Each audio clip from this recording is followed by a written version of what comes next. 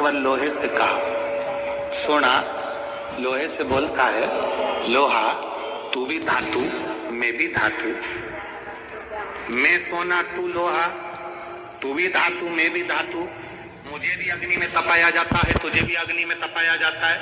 सोना कहता है मुझे भी तपाकर कुछ बनाया जाता है तुझे भी तपाकर कुछ बनाया जाता है। सोना लोहे से कहता है कि मुझे भी अग्नि में तपाया गया तुझे भी अग्नि में तपाया गया, मैं भी धातु तू भी धातु, तुझे भी तपाया मुझे भी तपाया, तुझे भी कूटा मुझे भी कूटा। सोने ने लोहे से पूछा, पर एक बात बता रे लोहा, मैं सोना जब कुटता हूं तो मैं आवाज नहीं करता, तू लोहा जब कुटता है तो आवाज क्यों करता? मैं कुटता हूं तो आवाज नहीं करता। सोना करा मेरी आवाज नहीं निकलती, सुनार की दुकान के सामने से निकलना सोने को कूटा जाता है तो उसमें आवाज नहीं आती, लोहार की दुकान के सामने से निकलना लोहे को कूटा जाता है तो उसमें से आवाज आती है। सोने ने लोहे से पूछा कि मैं धातु तू धातु, मैं पीला तू काला, मुझे भी तपाया तुझे भी तपाया, अग्नि में मुझे भी डाला तुझे भी डाला, मुझे भी कूटा तुझे भी कूटा, मैं कुटा आवाज नहीं आई, पर लोहा तू कुटा तुझ में आवाज क्यों आई? तब लोहे ने कहा, सुन सोने, तुझे जो मार रहा है वो लोहे का हथौड़ा है, मुझे जो मार रहा है वो लोहे का हथौड़ा है। सोने तुझे लोहे का हथौड़ा मार रहा है ना, इसलिए तू चिल्ला नहीं रहा। मैं लोहा, और जब मुझे लोहे का हथौड़ा मारता है ना तो चीख रहा हूं। अपना अपने को छोड़ देता है तब चीख तो निकलती ही है। सोने का हथौड़ा अगर सोने को मारता तो चिल्लाता, लोहे का हथौड़ा लोहे को मारता है तो चीखता है। अपना अपने को गाली देता है, अपना अपनों को अपशब्द कहता है, अपना अपने को ताना देता है तो चीख निकलती है, बद्दुआ निकलती है, अपशब्द निकलते हैं।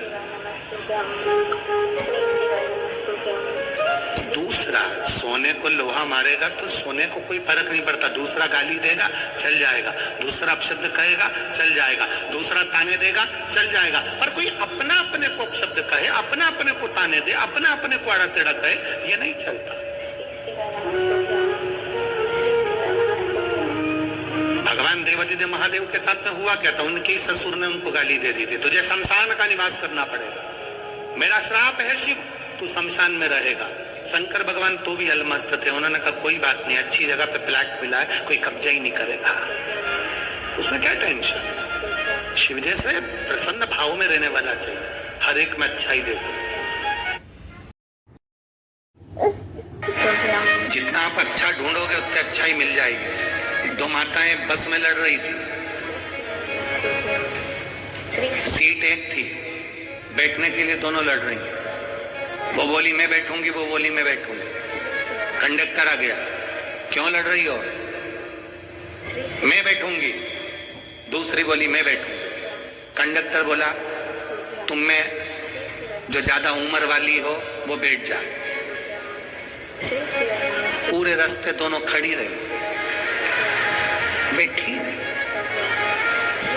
क्योंकि जो बैठेगी वो ज्यादा उम्र की, बैठी नहीं, दोनों खड़ी। पूरा रास्ता उन्होंने खड़ा खड़ा निकाल दिया, पर बैठी नहीं। कंडक्टर दोबारा आया, बैठो अभी नहीं, मैं बैठू। तो कंडक्टर ने दूसरी से कहा बैठ जाओ, दिख रहा है तुझे मेरी उम्र नजर आ रही है? कंडक्टर ने फिर दूसरी से कहा तू बैठ जा। आंखों का इलाज करवा लेते रहे, नहीं बैठूंगी मैं, कोई इतनी उम्र क्यों? कुर्सी पूरी खाली बस की, दोनों नहीं बैठी, इतने में एक दूसरा आ गया, चले गए। ये खड़ी की खड़ी बस की, किसी को मालूम ना पड़ जाए कि उम्र कितनी है।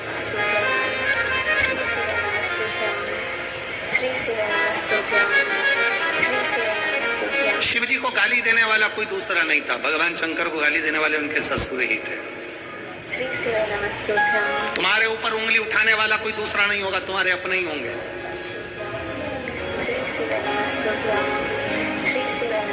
कोई दूसरा नहीं होगा, तुम्हारे अपने। वो लोग चिल्लाते ना, भैया जी संघर्ष करो हम तुम्हारे, अरे जम के तो बोलो, हम तुम्हारे साथ हैं, भैया जी संघर्ष करो हम तुम्हारे साथ हैं। अब इतनी तेज चिल्ला के करे संघर्ष करो हम तुम्हारे साथ हैं, अगर तुम साथ होते तो संघर्ष की जरूरत ही क्या पड़ती? संघर्ष की जरूरत क्या? साथ नहीं हो तो संघर्ष की जरूरत है, कहना कठिन है। शंकर भगवान को गाली देने वाला कोई दूसरा नहीं था, शिव जी को अपशब्द कहने वाला कोई दूसरा नहीं था, शंकर भगवान को आड़ा टेढ़ा कहने वाला कोई दूसरा नहीं था, स्वयं देव अधिदेव महादेव को अपशब्द कहे उनके ससुर ने कहे, हे शिव मेरा श्राप है तू शमशान में निवास करे। आपके भीतर शिव भक्ति जब जागृत हो जाए तो फिर क्या सोचे, क्या विचार करें?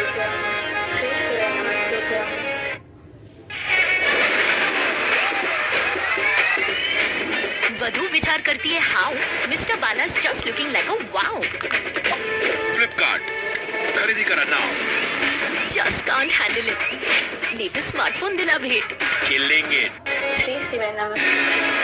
तकलीफ आना होती है तब व्यक्ति शंकर भगवान की निंदा करना चालू कर देता है, या शिव पुराण की निंदा करना चालू कर देता है, या शंकर के भक्त की निंदा करना चालू कर देता है। सब समझ लेना, जब मुख से शंकर की निंदा हो रही हो, शिव पुराण की निंदा लोग कर रहे हो, जिसने करी, अब समझ लेना कि उसके जीवन का तकलीफ का समय प्रारंभ हो गया है। अब उसकी जिंदगी में अब दुख सामने खड़ा है, जीवन में दुख उसके सामने।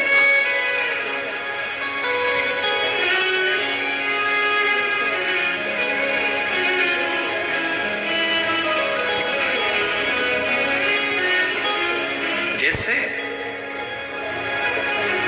ट्रेन का सफर करने वाले को दरवाजे के पास की सीट मिलती है तो सबसे ज्यादा तकलीफ का सामना करना पड़ता है। जो जाए वो दरवाजा खोल के चले जाए, सर सर करके हवा आए। बोलो सही है कि गलत है? जो आए वहीं पर खड़ा हो जाए, धक्के दे। उसी तरह जैसे कि मकान जो बनते हैं, उस मकान में जो कॉर्नर का मकान होता है उसमें भी तकलीफें रहती है। ये नियम, जैसे हवा के प्रेशर पड़ता है दरवाजे पर, तो दरवाजे पर पड़ता है तो वहीं बैठे हुए व्यक्ति को तकलीफ होना। उसी तरह शिव की निंदा करने वाला, शंकर की निंदा करने वाला, शंकर के लिए अपशब्द कहने वाला, वो उसको भोगना पड़ेगा। अब नारद जी का समय आ गया जिन्होंने रुद्राक्ष को जमीन पर फेंक दिया, जिसकी कोई मूलता नहीं जाना। कितना सुंदर कहा, तुलसी का मन का और रुद्राक्ष का मन का कभी खंडित नहीं होगा। बहुत ध्यान देना, जिस तुलसी के मनके से आप माला जपते हो, रुद्राक्ष के मनके से आप माला जपते हो, उसका मनका भी अगर टूट गया है तो उसको झोली में ही पड़े रहने दो, क्योंकि तुम्हारी माला जपते जपते जपते जपते वो मनका इतना राम में रम गया, इतना हरि विठल में रम गया, इतना शिव में रम गया कि वो मनका सिद्ध हो गया। और इतना सिद्ध हो गया कि वो मन का टूटने के बाद भी टूटा हुआ नहीं है, वो सिद्ध की सिद्ध है। किसी भी देवता की मूर्ति टूट जाती है तो खंडित कहलाती है। राम जी की मूर्ति टूट गई, खंडित कहलाएगी। भगवान कृष्ण की मूर्ति टूट गई, खंडित कहलाएगी। दत्त की मूर्ति टूट गई, खंडित कहलाएगी। जिस देवता की मूर्ति है जरा सी भी टूट गई तो खंडित कहलाती है। पर केवल एक शंकर जी का शिवलिंग ऐसा होता है जो टूट भी जाता है तो खंडित नहीं कहलाता, अखंड कहलाता है। तुम्हारे घर में अगर शंकर का शिवलिंग है, वो टूट भी गया, आप सीवर का कंकर उठा कर लिया, उसके टुकड़े टुकड़े हो गए। आप शंकर नर्मदा का कंकर उठा के लिया, उसके टुकड़े टुकड़े हो गए। तुम्हारे घर में जो शिवलिंग है वो टूट गया, खंडित हो गया, वो खंडित नहीं माना जा सकता, उसको खंडित नहीं कर सकते। उसके 4 टुकड़े भी हो गए तो वो सहस्त्र कहलाएगा, उसके टुकड़े टुकड़े भी हो गए तो सहस्त्र शिवलिंग कहलाएगा, सहस्त्रलिंग कहलाएगा। वो खंडित नहीं कहला सकता। हमसे लोग बात करते हैं, गुरुजी हमारे गांव में एक बहुत पुराना शिवलिंग है, वो खंडित हो गया, तो वो शिवलिंग का हम क्या करें? हमने कहा फोटो भेजो जरा शिवलिंग का। अब उन्होंने फोटो भेजा शिवलिंग का, और फोटो भेजा तो फोटो आया। फिर हमने आश्रम पर जब फोटो आया कुबेरेश्वर धाम पर, तो ऑफिस के उस व्हाट्सएप पर हमने देखा, चेक करा, तो हमने कहा शिवलिंग कभी खंडित नहीं होता। शंकर के शिवलिंग के अगर बारीक बारीक टुकड़े टुकड़े भी हो जाए, कण कण भी अलग हो जाए, तो भी वो शिवलिंग ही कहलाता है।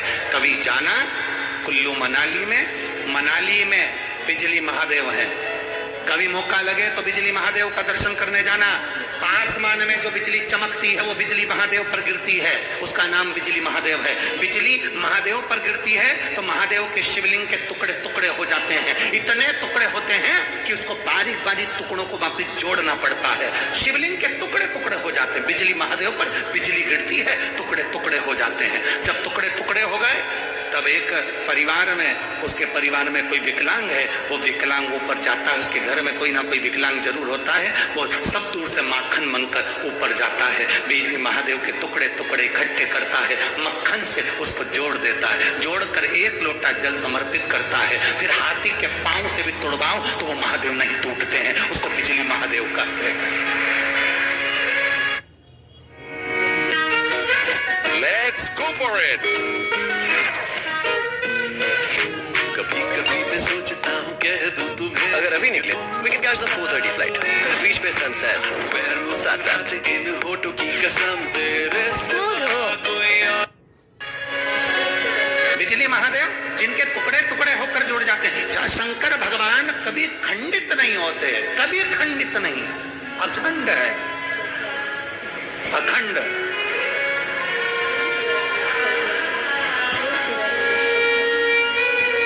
आपके घर में कोई शिवलिंग है, वो खंडित हो गया, आप उसे खंडित मत मानना, उसकी सेवा करो, पूजन करो, आराधना करो, फल देगा। रुद्राक्ष खंडित हो गया, उसे खंडित मत मानना, रुद्राक्ष कभी खंडित नहीं होता। 2 टुकड़े भी हो गए तो समझ लेना कि गौरी और शंकर हो गए, 4 टुकड़े भी हो गए तो समझ लेना गौरी शंकर कार्तिक और गणेश हो गए, उसके 6 टुकड़े भी हो गए तो समझ लेना कि जया विशाखा शामली वाली दौतली और देव, ये 5 कन्या भी उनके साथ आ गई। उस रुद्राक्ष के टुकड़े टुकड़े भी हो जाए तो वो मान्य है।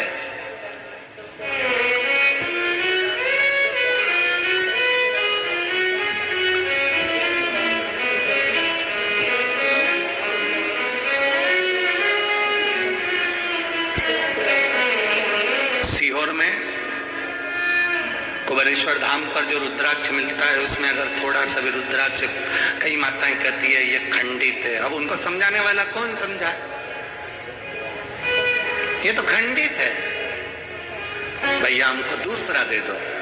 उनको समझना चाहिए रुद्राक्ष शिवलिंग कभी खंडित नहीं होता, वो अखंड है। सबके जाने की कथा है, राम जी के वैकुंठ जाने की कथा है, कृष्ण भगवान के जाने की कथा है, सारे देवताओं के जाने की कथा है। आपने कभी शंकर जी के जाने की कथा सुनी क्या, कि शिव जी इस पृथ्वी को छोड़ के चले गए? अखंड।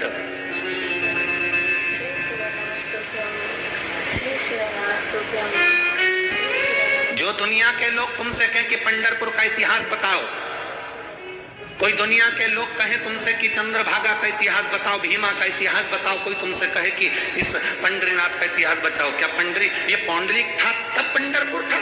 ना। जो कहते हैं कि पौंडलिक आए और पंडरीनाथ तब आए, तो ये इतिहास नहीं। पंढरपुर का इतिहास देखना है तो स्कंद पुराण में देखो, उसमें लिखा है सतयुग था तब भी पंढरपुर था, त्रेता था तब भी पंढरपुर था, द्वापर था तो भी पंढरपुर था, और कलयुग है तो भी पंढरपुर है, और फिर युग निकलेंगे फिर पंढरपुर रहेगा।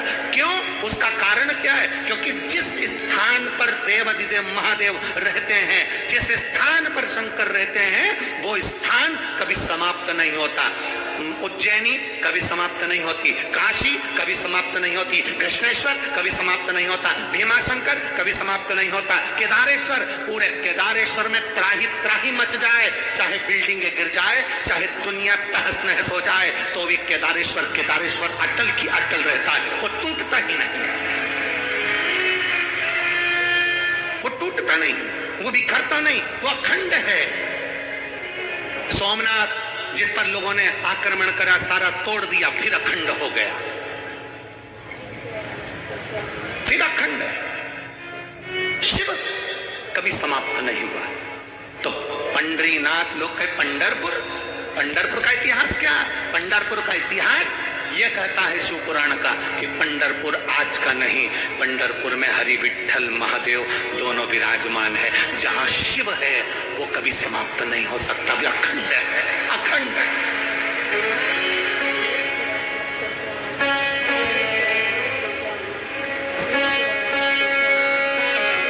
5 बार काशी काशी कह देने से व्यक्ति को मोक्ष मिलता है। कितनी बार? जम के बोलो जरा। 5 बार काशी काशी कह देने से व्यक्ति को मोक्ष मिलता है। शिव महापुराण कथा कहती है 1 बार मुख से हरिहर विठ्ठल कह देने से दुनिया को तृप्ति प्राप्त होकर परम धाम मिलता है। केवल 1 बार मुख से विठ्ठल नाम का, क्योंकि शिव विठ्ठल में समाई और विठ्ठल शिव।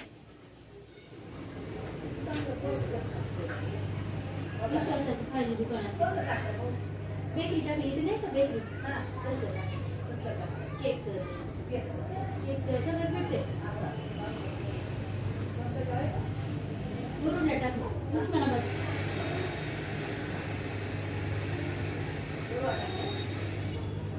हा त्या टाकून 10 दिवस झालं. तर मग दोघांची हिशोबाने केलं.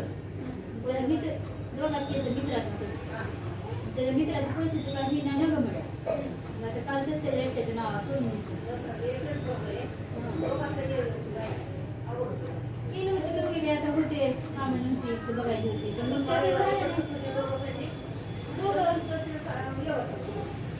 त्याचं काय पैशाचं नाही ना. त्याचे ऍडजस्ट होणार घरचं जरा असंच घेणं करून घेतलं याच्या नावावर.